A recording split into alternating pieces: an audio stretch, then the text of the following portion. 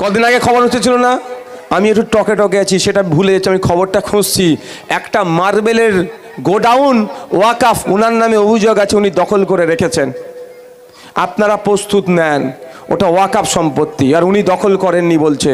আমরা গিয়ে তাহলে দখল নেবো ওয়াকাফ সম্পত্তি, ওয়াকাফ বোর্ডের হাতে তুলে দেবো। তখন যদি ফিরাদ হাকিম আসে কি হবে? পাবলিক কি করবে? হালকা করে ভালোবেসে দেবে। কি গো?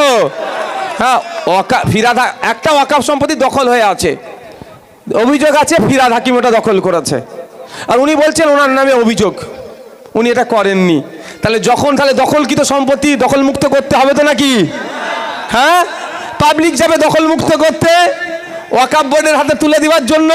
সেই সময় যদি ফিরাদ হাকিম সাহেব এসে দাঁড়ায় বা তার পুলিশকে যদি পাঠায়, একটু ভালোবেসে দেওয়া হবে ফিরাদ হাকিম সাহেবকে। অসুবিধা আছে নাকি? কত বড় মিথ্যা কথা ফিরাদ হাকিম সাহেব বলেছে আপনাদের আমি প্রমাণ করে দিচ্ছি, আপনাদের প্রমাণ করে দিয়ে যাব। এমনি আর বিহায়া নির্লজ্জ আমি বলবো না, খাতায় কলমে প্রমাণ করে দিয়ে যাব। আপনারা জানেন হাইওয়ে যখন হয়, হাইওয়েটা সেন্ট্রালের হাতে থাকে, সেন্ট্রাল হাইওয়ে, যেটা হাইওয়েটা সেন্ট্রাল গভর্নমেন্ট টাকাটা দেয়। রেলটা কার? সেন্ট্রালের আন্ডারে, ওটা স্টেটের ফাংশন না। তো রেলের যদি নতুন রেলপথ করতে চাই, রেল কি কেন্দ্র সরকার সরাসরি পারে? কি বলে? প্রথমে রাজ্য সরকারকে বলে আমি এখান থেকে রেলপথ করব, আমাকে জমিটা দাও, আমি রেলপথ করব। ইটস মিন যে স্টেট রেজিস্ট্রে রান করছে জমিটা কেন্দ্রের সরকার হলেও আপনার কাছ থেকে নিতে পারবে না, এটা রাজ্যের এখতিয়ার। রাজ্য সরকার তখন নোটিফিকেশন করে, কেন্দ্র যা ক্ষতিপূরণ দেবে সেটা থ্রু রাজ্য সরকার দেয় আপনার হাতে। আপনি তখন দলিলটা করেন, মধ্যখানে রাজ্য সরকার থাকে, তারপরে কেন্দ্র জমিটা পায়। ওই জন্য জমি চটের জন্য পশ্চিমবাংলায় কয়েক হাজার মাইল এখনো রেলপথ আটকে আছে, শুধুমাত্র রাজ্য নোংরামি করার জন্য। রাজ্য নোংরামি করে জমিটা তুলে দিতে পারছে না বলে কেন্দ্র সরকার এখন রেল করতে পারছে না। এটা এই কেন্দ্র সরকারের দীর্ঘদিন ধরে এই সমস্যাটা চলে আসছে। তাই আপনাদের আমার বলার বক্তব্য এটাই, ফুরফুরা শরীফের রেলপথের কথা মনে আছে তো? সে রেলপথের দেবে বলেছিল, আবার কেউ তো বলেছিল নাকি রেল নাকি চালু হয়ে গেছে, যাক, কিন্তু এখনো হয়নি। বেশ কিছু জমি অধিগ্রহণ হয়নি, কেন্দ্র সরকার চাইলে পারবে না। আপনাদের জানিয়ে যায়, যেখানকার মানুষ আমাকে ভোট দিয়ে এমএলএ করেছে, সেই ভাঙড়ে ঘটকপুকুরের ওপর দিয়ে একটা রেলপথের অনেক আগেকার প্ল্যান আছে, এখনো পারছে না কেন? পশ্চিমবাংলা সরকার ওই জমি অধিগ্রহণ করে কেন্দ্র সরকারের হাতে তুলে দেয়নি, ইন্ডিয়ান রেলওয়ে ডিপার্টমেন্টের হাতে তুলে দেয়নি বলে এখনো রেলের ইচ্ছা থাকলেও রেল লাইন করতে পারছে না। তার মানে জমিটা হচ্ছে স্টেটের হাতে, কেন্দ্র চাইলে হবে না যতক্ষণ না স্টেট তুলে দিচ্ছে। তাহলে ওয়াকাফ জমিটা কার হাতে ভাই? মানে যদি ক্ষমতায় যদি বলি, তাহলে স্টেটের হাতে। স্টেট লিস্টে রান করে জমি, তাহলে সেটা কি করে ওই অপদার্থটা যে স্যান্ডো গেঞ্জি পরে নারদার টাকা নিতে ব্যস্ত, আইন না পড়ে, তাহলে মানুষকে বিভ্রান্ত করছে। আর ওকে যারা প্রমোট করবে তাদের আগামী দিনে জবাব দেওয়া হবে। মাথায় থাকবে তো নাকি? তাহলে প্রমাণ করে দিলাম তো, যদি না বিশ্বাস হয় হাতে মোবাইলে গুগল করুন, পেয়ে যাবেন। আমি এখানে দাঁড়িয়ে মমতা ব্যানার্জিকে, ফিরাদ হাকিমকে বলতে চাই, ফিরাদ হাকিম সাহেব কদিন আগেই ওয়াকাফ বিষয়ে একটা বক্তব্য দিলেন, ওয়াকাফ সম্পত্তিটা নাকি দুটো সরকারের সম্পত্তি। ওই নির্লজ্জ বিহায়া ফিরাদ হাকিম সাহেব কেমন প্রশ্ন করতে যায়, জমি কোন লিস্টে রান করে ভারতবর্ষের? আপনাদের জানিয়ে রেখে যায়, যুক্তরাষ্ট্রীয় পরিকাঠামোতে কিছু কিছু বিষয় যৌথ লিস্ট থাকে, আর কিছু বিষয় ডাইরেক্ট সেন্ট্রালের হাতে থাকে, আর কিছু বিষয় ডাইরেক্ট স্টেটের হাতে থাকে। যেটা হচ্ছে জমির বিষয়, জমির দেখভাল, জমির মালিকানা কে থাকবে, জমির ইস্যুটা যৌথ লিস্টের নয়, জমির ইস্যুটা সেন্ট্রালের হাতে থাকে না, জমির ইস্যুটা রাজ্যের হাতে থাকে। তাই ওয়াকাফ প্রপার্টি, জমির ইস্যু, ওই নির্লজ্জ বিহায়া ওয়াকাফ চোর মন্ত্রী, এটা রেকর্ড করুন, ছাড়বেন আপনারা, আমার কিচ্ছু করতে পারবে না ফিরাদ হাকিম, এটা আমি বলে যাচ্ছি। ও ফিরাদ হাকিম তো দূরের কথা, ওর নেত্রী মমতা ব্যানার্জি মিথ্যা মামলা দিয়ে আমাকে জেলে রাখতে পারে, এর থেকে বেশি কিছু আমার গায়ের একটা পশমও হিলাতে পারবে না। এই জমি চোর, ওয়াকাফ জমি চোর ফিরাদ হাকিম বাংলার মানুষকে বিভ্রান্তের মধ্যে ফেলার জন্য তিনার বক্তব্যে একটা শুনলাম, তিনি বলছেন ওয়াকফ সম্পত্তি নাকি দুটো সরকারের সম্পত্তি। ও নির্লজ্জ, প্রিন্সিপাল অ্যাক্ট অফ 1995 ওয়াকফের আইনকে পড়েনি, 1954 সালের ওয়াকফের আইনকে এই নির্লজ্জটা পড়েনি। পড়ার সময় কি করে পাবে? তোলাবাজি করতে ব্যস্ত, স্যান্ডো গেঞ্জি পরে তোলা তুলতে ব্যস্ত, নারদার টাকা নিতে ব্যস্ত। ও নারদার টাকা নেবে না, আইনকে পড়বে ওই নির্লজ্জ বিহায়া। আমি এ ভাষায় কিন্তু কথা বলিনি, এবার আমাকে বলতে হবে। ওদেরকে যথেষ্ট সম্মান দিতাম, কিন্তু সম্মান নেওয়ার পাত্র যারা নয় তাদেরকে সম্মান দিতে হবে না। যে কুকুর যে ভাষাই বুঝবে তাকে সেই ভাষাই জবাব দিতে হবে। তাই ওই নির্লজ্জ বিহায়াটা সম্পূর্ণভাবে বাংলার মানুষকে মিথ্যাচার করে এই জমির বিষয়টাকে বলছে কেন্দ্র রাজ্যের বিষয়, এই বলে মিথ্যাচার করে বাংলার সহজ সরল মানুষকে বিভ্রান্তের মধ্যে ফেলে দিচ্ছে। আমি আপনাদের বলবো, হাতে গুগল আছে, মোবাইল আছে, গুগল করে দেখুন আপনার, বা সার্চ ইঞ্জিনে গিয়ে সার্চ করে দেখুন, জমি জায়গার সম্পূর্ণটাই রাজ্য সরকারের হাতে থাকে, অর্থাৎ এটাকে দেখভাল করবে। কিন্তু ওয়াকফ প্রপার্টি কোনো রাজ্য সরকারের নয়, স্বতন্ত্র একটা প্রপার্টি। দেবত্ব সম্পত্তি কোনো রাজ্য সরকারের নয়, গির্জার সম্পত্তি কোনো রাজ্য সরকারের হতে পারে না, গুরুদুয়ারের সম্পত্তি কোনো রাজ্য সরকারের হতে পারে না, আপনার জাহের থানের সম্পত্তি কোনো রাজ্য সরকারের হতে পারে না, গরম থানের সম্পত্তি কোনো রাজ্য সরকারের হতে পারে না। এই সম্পত্তি ব্যক্তি মালিকানা সম্পত্তি, রাজ্য সরকারের সেই সম্পত্তিটাই হবে যেটা 1 নম্বরে খতিয়ানে আছে, আর সরাসরি যেটা রাজ্য সরকারের হয়ে আসছে, এটা ছাড়া রাজ্য বা কেন্দ্র সরকারের হতে পারে না। বন্ধুগণ, আমাদের চোখ কান খুলে রাখতে হবে। আর মুসলমান ভাবছে ওর সব কেড়ে নিল, ওর সব কেড়ে নিল। আমি আপনাদের বলি, শুধু মুসলমানের কাড়ে, যার কথা বলার লোক নাই তারই আজকে কেড়ে নেওয়া হচ্ছে। আপনি উত্তরাখণ্ড চলে যান, ছত্তিশগড় চলে যান, ছত্তিশগড়ে হাজার হাজার বিঘা জমি জঙ্গল, সেইগুলোকে সব আদিবাসীদেরকে উচ্ছেদ করছে। কে করছে? এই জ্যোতি বাবুর ভাষায় এই বড় বড় বিজেপি সেখান থেকে আদিবাসীদেরকে উচ্ছেদ করে সে জায়গাটাকে দখল নিচ্ছে। শুধু কি মুসলমানের উপর অত্যাচার হচ্ছে? বিজেপি মানবতার শত্রু। এই মানবতার শত্রুকে পশ্চিমবাংলায় জায়গাটা কে দিয়েছে? তার নাম কি? মমতা ব্যানার্জি। তাই আপনাদের বলবো, কটা বাজে গো? আমি 2-3 মিনিটে শেষ করে দেবো। আমরা যারা এখানে দাঁড়িয়ে আছি, বিজেপিকে কেউ ভোট দেবো? আমার গলায় যদি ছুরি ধরে রাখা, আমি ভোট দেবো না, নিশ্চিতভাবে আপনারা দেবেন না। কেন বিজেপিকে আমরা ভোট দেব না? ও মানবতার শত্রু, দলিতের শত্রু, আদিবাসীর শত্রু, সংবিধানের শত্রু, মুসলমানের শত্রু, মানুষের ওরা শত্রু, তাই ওদেরকে আমরা ভোট দেব না। আর ওই বিজেপিকে পশ্চিমবাংলায় যে নিয়ে এসেছে, তাহলে তাকে কোন অংশে আমরা ভোট দেব? চোর যে হয় সে অপরাধী, চুরির মাল যে কিনে সে অপরাধী, চোরকে যে রাস্তা দেখায় সে অপরাধী। যে পশ্চিম বাংলায় বিজেপিকে রাস্তা দেখিয়ে যে নিয়ে এসেছে তৃণমূল, সেও বিজেপির থেকে কোনো অংশে কম অপরাধী নয়।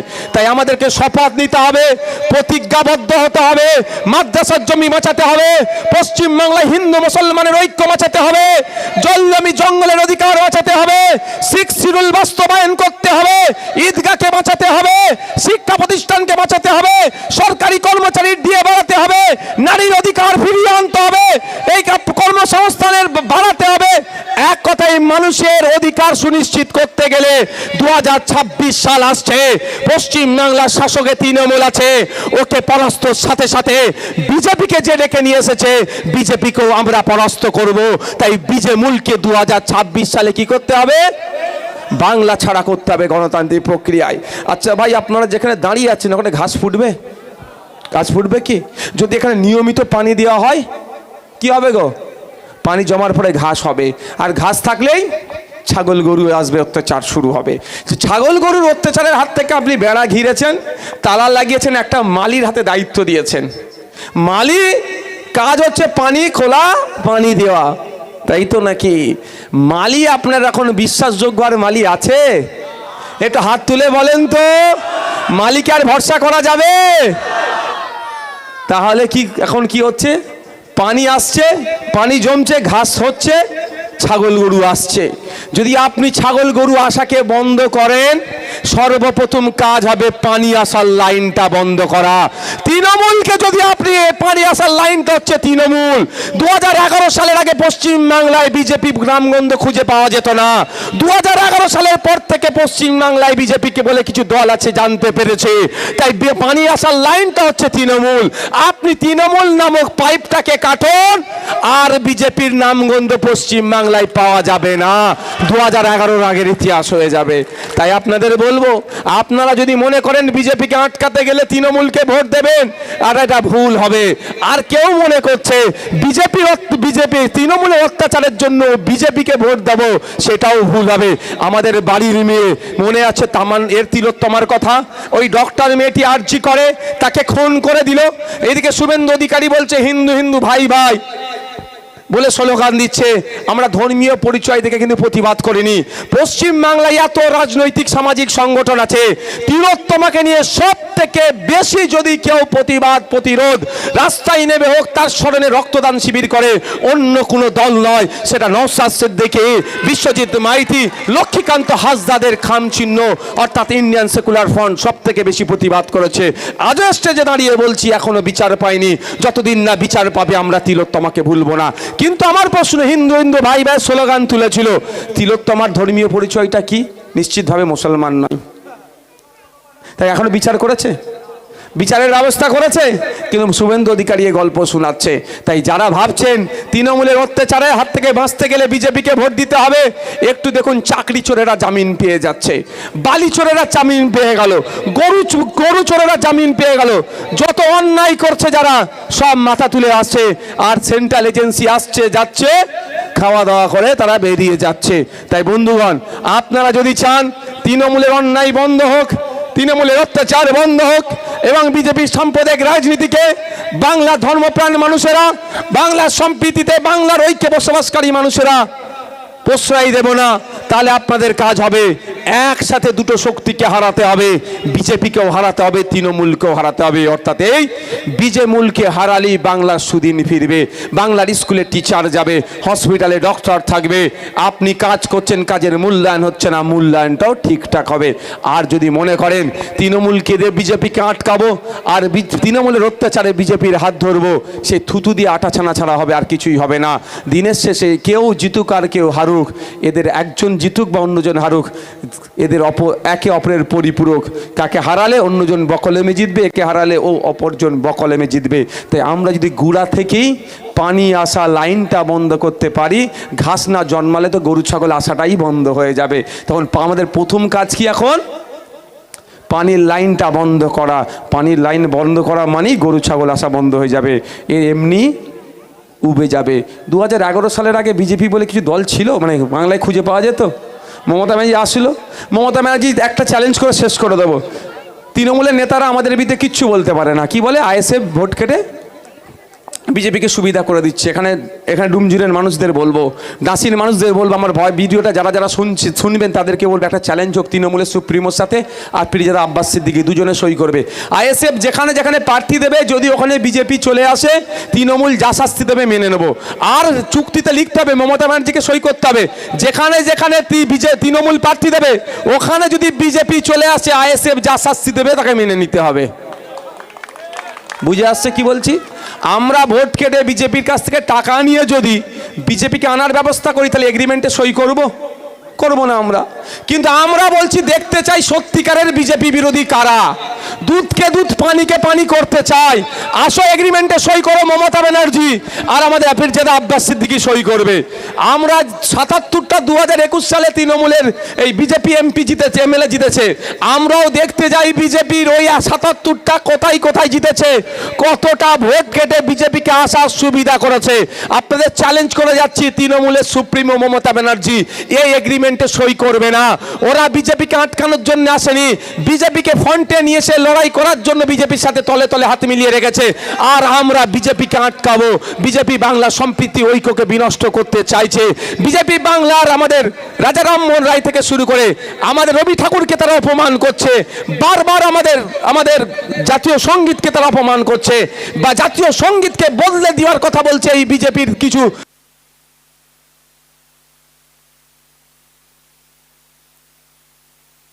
ভাই হ্যালো। তো বিজেপি কি করছে? জাতীয় সঙ্গীত থেকে বদলে দেবে তার নেতারা অনেকে বলছে, আমাদের রবি ঠাকুরকে অপমান করছে। এই বিজেপিকে আমরা আসতে দেবো না বাংলায়। কিন্তু মমতা ব্যানার্জি কি সত্যি আসতে দেবে না? এটা ভুল হচ্ছে আপনাদের। মমতা ব্যানার্জি তার ভাইপোকে বাঁচানোর জন্য, তার পরিবারের লোকেরা যারা দুর্নীতি করেছে, নালে জেলের ভাত খাবে, যা দুর্নীতি ওরা করেছে, জেলের হাত থেকে বাঁচানোর জন্য, নেতা কেতাদের যারা দুর্নীতি করেছে, চাকরি চোরগুলোকে বাঁচানোর জন্য বকলমে বিজেপিকে ডেকে নিয়ে আসছে। এগ্রিমেন্ট হোক, অত অসুবিধা আছে নাকি রে ভাই? আমার সাথে কারা সহমত? হাত তুলুন তো। পিছনে যারা আছেন, উপরে যারা আছেন, হাত তুলে রাখুন। তাহলে এগ্রিমেন্ট হবে তো নাকি? এগ্রিমেন্ট যদি তৃণমূল কংগ্রেসের সৎ সাহস থাকে, এগ্রিমেন্ট করুক। একদিকে বড় ভাইজান আব্বাস সিদ্দিকী সই করবে, অপরদিকে মমতা ব্যানার্জি সই করবে। আইএসএফ যদি ভোট কেটে বিজেপিকে নিয়ে আসে, তৃণমূল যা যা শাস্তি দেবে মাথা পেতে আইএসএফ মেনে নেবে। কিন্তু ওই কাগজেও লিখে রাখতে হবে, যদি তৃণমূলের ভোট কেটে বিজেপি আসে, আইএসএফ যা শাস্তি দেবে কিন্তু তৃণমূলকেও মেনে নিতে হবে। চলো, যদি সৎ সাহস থাকে, সত্যিকারের অর্থে যদি বিজেপির বিরুদ্ধে আপনি লড়াই করতে চান, আপনারা সই করুন। আর আমাদের বুকে বল আছে, আমাদের জীবন দিয়ে হলো এই সাম্প্রদায়িক শক্তিকে আমরা আটকাতে চাই। আমরা সই করতে একটা সেকেন্ডও পিছপা হব না।